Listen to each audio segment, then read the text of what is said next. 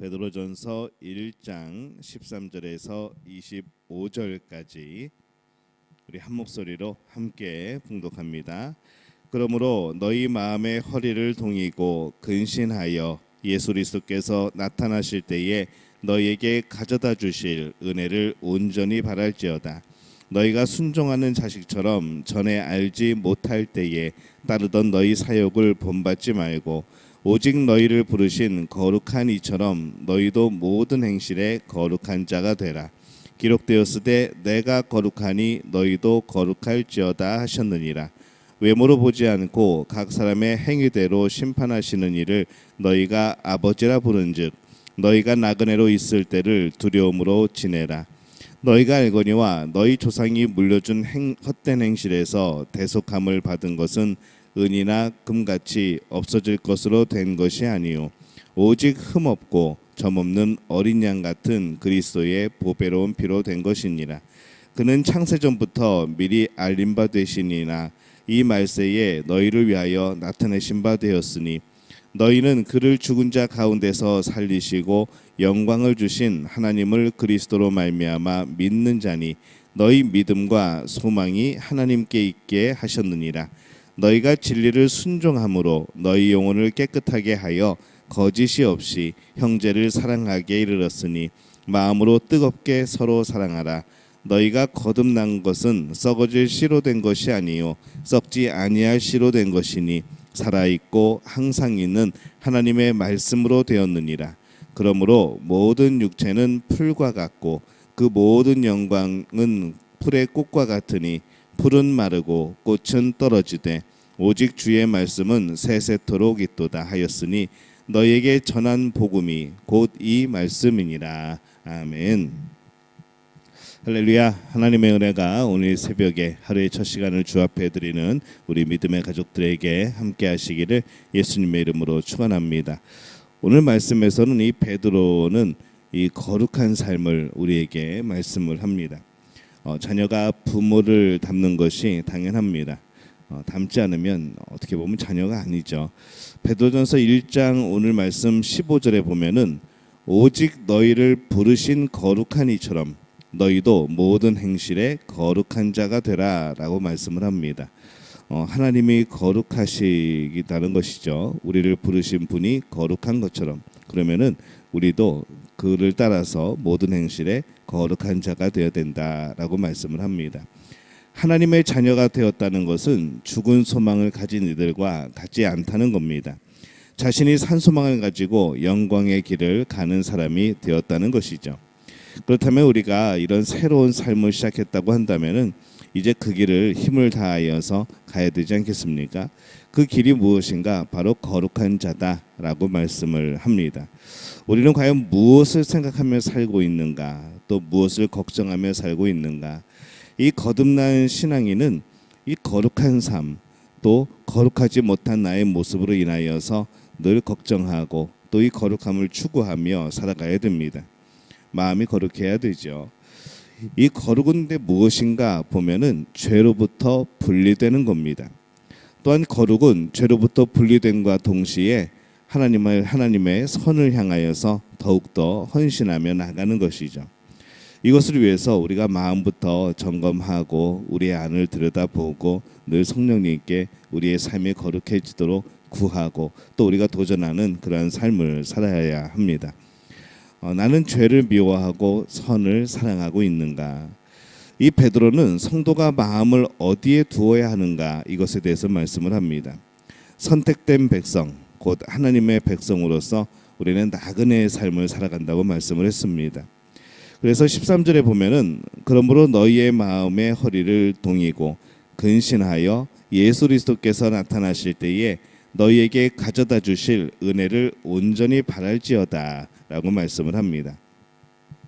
이 마음의 허리를 동이고 라고 하는 말은 어떤 행동을 하기 위해서 준비된 마음, 준비된 모습을 뜻합니다. 당시의 사람들이 이제 옷이 이제 크다 보니까 먼 거리를 갈 때 또한 활동적인 행동을 할 때는 넓고 긴 옷을 조금 들어 올리고 그 다음에 폭을 줄이고 그 다음에 띠를 묶어서 그 사이로 옷을 집어넣는 것이죠. 보이는 것이 중요한 것이 아니라 잘 움직이기 위해서 옷을 고쳐 입는 겁니다. 움직이는데 지장을 주지 않기 위해서 내 옷 매무새를 다시 한번 만지는 것이죠. 그것이 마음의 허리를 동이고라는 그런 말씀의 의미입니다. 신앙인이 되면은 중요한 것이 바뀝니다. 전에 세상의 삶에서 중요했던 것이 이제 너무 시시해지고 의미 없어지고, 또 하나님을 향한 삶이 또 중요하고 의미 있어지고, 죽은 소망이 아니라 산 소망으로 살아가게 되어지는 것, 바로 이 신앙인의 놀라운 변화이죠. 그래서 죽은 소망에 대해서는 포기하고 산 소망에 대해서는 준비하는 자세를 가지게 되는 것, 그것이 바로 근신하여 깨어있는 마음, 그것을 뜻하고 있습니다. 사람들이 이전에 세상에서 바라던 죽은 소망의 일과 거듭나서 이 신앙인이 되어 바라는 산 소망의 차이를 우리는 분명하게 인식을 해야 되는 것이죠. 내가 신앙인으로 거듭나기 이전에, 내가 예수 그리스도를 영접하기 이전의 소망과 이후의 소망이 똑같다고 한다면, 그 삶의 모습이 똑같다고 한다면 우리의 삶은 진정한 거룩으로 나가는 삶이, 또 깨어서 근신하는 삶이 아니라는 겁니다. 23절 말씀에 보면은 너희가 거듭난 것은 썩어질 씨로 된 것이 아니요 썩지 아니할 씨로 된 것이니 살아있고 항상 있는 하나님의 말씀으로 되었느니라 라고 말씀을 합니다. 우리는 썩어질 것을 찾는 것이 아니라 이제 썩지 않을 말씀의 가르침에 따라 사는 그런 사람들이 된 것이죠. 이 굉장히 영광스러운 길이고 우리 삶의 복된 길입니다. 또 그 씨앗은 썩어질 씨앗이 아니라는 것이죠. 영원한 소망, 또 영원히 이루어질, 또 영원히 우리와 함께할 그 소망, 그 기쁨과 함께 살아가는 겁니다. 하지만 이 땅의 삶은 어떤가? 그에 비해 하나님의 말씀은 어떤가? 보면은 24절에 그러므로 모든 육체는 풀과 같고 그 모든 영광은 풀의 꽃과 같으니 풀은 마르고 꽃은 떨어지되 오직 주의 말씀은 세세토록 있도다 하였으니 너희에게 전한 복음이 곧 이 말씀이니라. 25절까지 그렇게 말씀을 합니다. 하나님의 자녀된 우리는 이제 하나님의 말씀에 순종하는 삶을 살아야 하는 것이죠. 영원히 우리와 함께하는 것, 영원히 우리에게 있게 되어지는 것, 그것을 위하여서 우리는 살아가는 겁니다. 그래서 14절 말씀에 보면은 너희가 순종하는 자식처럼 전에 알지 못할 때에 따르던 너희 사욕을 본받지 말고, 이렇게 말씀을 하죠. 예수님 믿기 이전에 그런 잘못된 행실, 욕심과 그런 모습들을 버려야 되는 겁니다. 훨씬 더 좋은 것이 있기 때문에 버리는 것이죠. 15절에 보면은 오직 너희를 부르신 거룩한 이처럼 너희도 모든 행실에 거룩한 자가 되라, 이렇게 말씀을 합니다. 우리는 우리를 부르신 하나님의 말씀에 따라서 거룩한 행실로 살아가야 하는 겁니다. 하나님은 우리의 겉모습이나 우리의 말에 속지 않습니다. 우리가 아무리 페이크를 써도, 우리가 아무리 말로 어떻게 포장을 하여도 하나님은 우리의 중심을 보시는 것이죠. 우리의 내면은 행동으로 나타나게 되어 있습니다. 17절에 보면은 외모로 보시지 않고 각 사람의 행위대로 심판하시는 이를 너희가 아버지라 부른즉 너희가 나그네로 있을 때를 두려움으로 지내라, 이렇게 말씀을 합니다. 행동이 나타날 때 그것이 자신의 모습이라는 것을 우리가 알아야 하죠. 행실이 순종하지 않는다면 그는 말씀하는 하나님 말씀이 오늘 우리에게 주시는 하나님의 자녀의 모습은 아니라는 겁니다. 그래서 행동을 통해서 자신을 잘 살펴보고 자신을 삶을 그런 모습들을 고치고 하나님이 기뻐하시는 삶으로 살아가야 하는 것이죠. 두려움으로 지내라 라고 말씀을 합니다. 자신의 삶을 두려움 가운데 잘 살펴야 합니다. 근데 그 모습이 어느 정도인가 두려워할 정도라는 것이죠. 혹시 나의 삶이 거룩하지 못한 면들이 있는가? 나의 삶이 이 말씀을 온전히 지켜내지 못하는 그러한 삶이 있는가?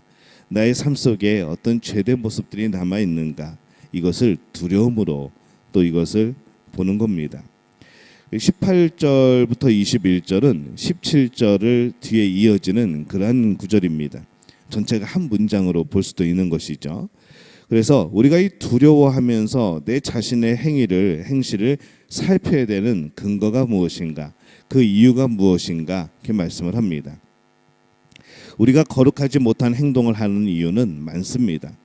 세상에서 살아남기 위해서 그럴 수도 있고, 또 우리의 성격이 그럴 수도 있고, 수많은 이유가 있는 것이죠. 그러나 그 이유가 정당한 이유는 되지 못합니다. 19절에 보면은 오직 흠없고 점없는 어린 양 같은 그리스도의 보배로운 피로 된 것이니라 라고 말씀을 합니다.